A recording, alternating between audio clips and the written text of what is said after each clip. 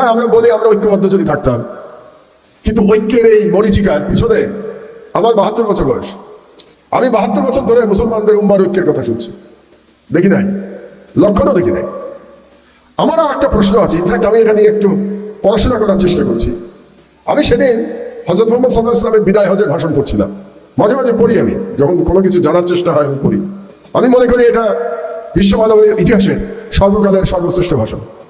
কারণ এই কারণে বলছি আমি যে এই ভাষণের মধ্যে রাসূল সাল্লাল্লাহু আলাইহি ওয়াসাল্লাম যতগুলো সাবজেক্ট কভার করেছেন, আরো সব বিখ্যাত বক্তৃতা আছে, কিন্তু আমি সকলের বক্তৃতাই পড়ি। তাদের বক্তৃতায় এতগুলো সাবজেক্ট আর কারো বক্তৃতায় নাই। কারো বক্তৃতায় পলিটিক্স, কারো বক্তৃতায় ইকোনমি, কারো বক্তৃতায় লিটারেচার, কিন্তু রাসূল এমন কোনো সাবজেক্ট নাই যেই সাবজেক্ট উনি বিদায় হতে টাচ করেন না। আপনারা একটু খেয়াল করে দেখবেন, উনি বর্ণ প্রথা অবসাদের কথা বলেছেন আজ থেকে 1500 বছর আগে। আজ থেকে কালোর উপরে সাদার কোনো অধিকার নাই, সাদার উপরে কালোর কোনো অধিকার নাই, আরবের উপরে অনারবের কোনো অধিকার নাই, অনারবের উপরে আরবের থেকে অধিকার নাই। সমস্যা কি জানেন? ইসলাম এমন একটা সাম্যের ধর্ম, এমন একটা ইগালিটেরিয়ান রিলিজিয়ন। আমাদের মৌলভী সাহেবরা তাদের ওয়াজের 10% আল্লাহর রহমতে এই কাজে ব্যয় করেন না। 90% তারা যে কি বলেন আমি নিজেই বুঝি না, বিতর্ক তৈরি করেন। আর 10%, যেটা 10% ইসলামের এই মহান বাণীগুলির কথা তারা বলেন না। এটা দুর্ভাগ্যজনক আমাদের জন্য। আবার তারা রাগ করবেন এটা শুনলে আমার উপরে। যাই হোক, আমার আবার খুব মজার ব্যাপার, সবাই আমার উপরে রাগ করে, বুঝলেন? সবার রাগ। মাহমুদুর রহমান যা ইচ্ছা তাই বলে, সবার রাগ। তো ঠিক আছে, আল্লাহ সন্তুষ্ট থাকলেই হলো নাকি? তো যেটা বলছিলাম, তো আমি চিন্তা করি এই বিদায় হজের মধ্যে উম্মার ইউনিটির কথা তো রাসূল সাল্লাল্লাহু আলাইহি ওয়াসাল্লাম বলে গেছেন। তিনি কি বলেছেন? শয়তানের কথা বলতে গিয়ে তিনি কি বলেছেন? আমি তোমাদের জন্য কোরআন এবং আমার সুন্নাহ রেখে গেলাম, ঐক্যবদ্ধ থাকো। এটাই তো উম্মার ঐক্যের ডাক। তো আমাকে একটু বোঝান ধরে ভাই, যারা এক্সপার্ট এইসব ব্যাপারে, যে সবচেয়ে বেশি ঐক্যতা আরবের মধ্যে হওয়া উচিত ছিল মুসলমানদের। কেন? দুটো কারণে। রাসূল সাল্লাল্লাহু আলাইহি ওয়াসাল্লাম যখন চলে গেলেন সৃষ্টি আল্লাহর কাছে, তখন তো আরব ভূমিতে আর কোনো ধর্ম নাই, ধর্ম তো শুধুমাত্র ইসলাম। এবং আরব ভূমির যে মানুষ, তারা তো জেনেটিক্যালি একই মানুষ, আরবস, তাদের ভাষা এক। তাহলে আপনি আমাকে বলেন, খোলাফায়ে রাশিদিনের সময়ই কেন ইসলাম বিভক্ত হয়ে গেল? এটার জবাব কি? রাসূল সাল্লাল্লাহু আলাইহি ওয়াসাল্লামের সাহাবা, যারা রাসূল সাল্লাল্লাহু আলাইহি ওয়াসাল্লামকে প্রতিদিন দেখেছেন, সেই রাসূল বিদায় হজে বলে যাচ্ছেন কোরআন এবং সুন্নাহ রেখে গেলাম, তোমরা ঐক্যবদ্ধ থাকো। তোমরা সাহাবারা ঐক্যবদ্ধ থাকতে পারলেন না কেন? আবার কি আমাকে কাফের বলে ফেলবেন আপনারা? আল্লাহ জানেন।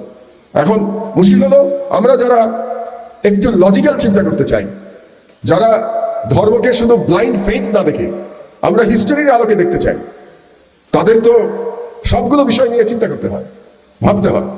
তাহলে আমার মাঝে মাঝে মনে হয়, এটাও কি আল্লাহ তাআলার ইচ্ছা ছিল যে মুসলমান ঐক্যবদ্ধ থাকবে না?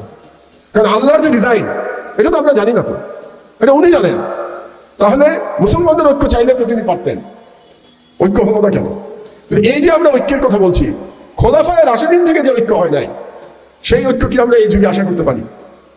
কিভাবে আশা করতে পারি? এখন তো শিয়ার সঙ্গে সুন্নির দ্বন্দ্ব, আরবের সাথে পার্সিয়ানদের দ্বন্দ্ব, আরবের সাথে তুর্কির দ্বন্দ্ব। আপনি বাংলাদেশে দেখেন না, আমাদের ইসলামপন্থীদের মধ্যে কত ভাগ আছে, কত ভাগ, হিসাব করে শেষ করা যাবে না।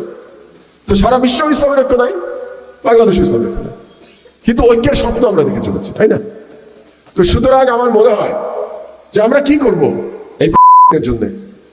ওই যে একটু আগে ও বলে গেল যে চোখের পানি ফেলা ছাড়া আর সাহায্য পাঠানো ছাড়া কি করতে পারি আমরা? এত দূরের দেশ, কি করতে পারি? আমার মনে আছে ওই যে 6 বছরের বাচ্চা মেয়েটা যেদিন মারা গেল, হিন্দ রাজা, আমি সারা রাত ঘুমাতে পারিনি।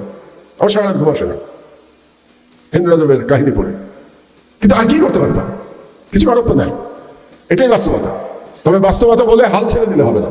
আমার মনে হয় এই ব্যাপারে আমাদের বুদ্ধিবৃত্তিক চর্চা দরকার, আবেগে না, একদম জিওপলিটিক্স বুঝে সব বিষয়ে আলোচনা করে, হিস্টোরিক্যাল অ্যানালিসিস করে আমাদের আলোচনা দরকার। এবং সেই আলোচনা আমার মতো অতি সামান্য জ্ঞান আলা লোক দিয়ে হবে না, এটার জন্য রিয়েলি লার্নেড পিপল লাগবে, যারা জানেন, পলিটিক্স বোঝেন, রিলিজিয়ন বোঝেন, মিলিটারি বোঝেন, ইকোনমি বোঝেন, এইরকম মানুষজনদের লাগবে। এখন সেটা করতে পারতো যদি ওআইসি ফাংশনাল হতো, কিন্তু ওআইসি তো আইসি, তাই না? তো এখন ওআইসি, আরব লীগ, এরা তো করতে পারে না এগুলো। এত টাকা আমেরিকার প্রেসিডেন্ট সাহেবকে $1 বিলিয়ন দিয়ে প্লেন ঘুষ দেয়, এরোপ্লেন ঘুষ দিল না, $1 বিলিয়ন দিয়ে। স্কলারশিপ কোথায় দেয়? জ্ঞান বিজ্ঞানের জন্য স্কলারশিপ কোথায়?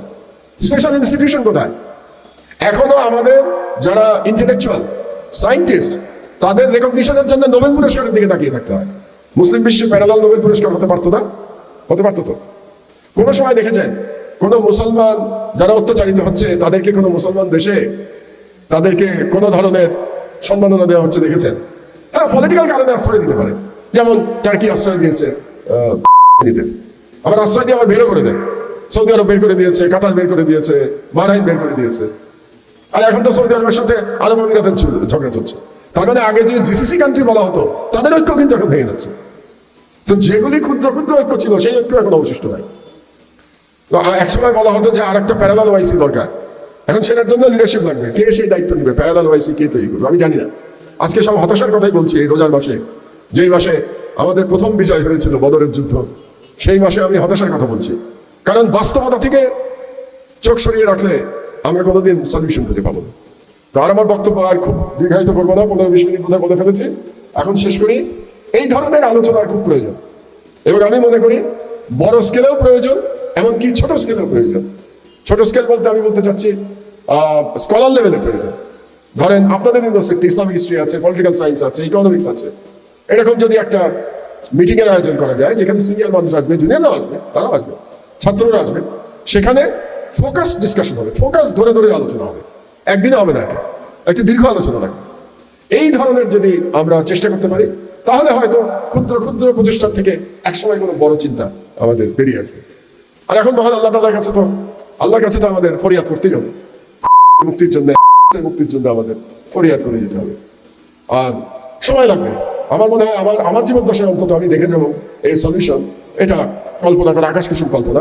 আপনারা যারা ইয়াঙ্গার জেনারেশন, আপনাদের জীবদ্দশায় কিছু একটা করবার জন্য আপনাদের চিন্তা করবেন। চিন্তাটাকে আরো শান্ত করতে হবে। চিন্তাটাকে শুধু ধর্মের বাইরে গিয়ে চিন্তাটাকে আরো ওয়াইড স্প্রেড করতে হবে, যে কিভাবে আমরা করতে পারি।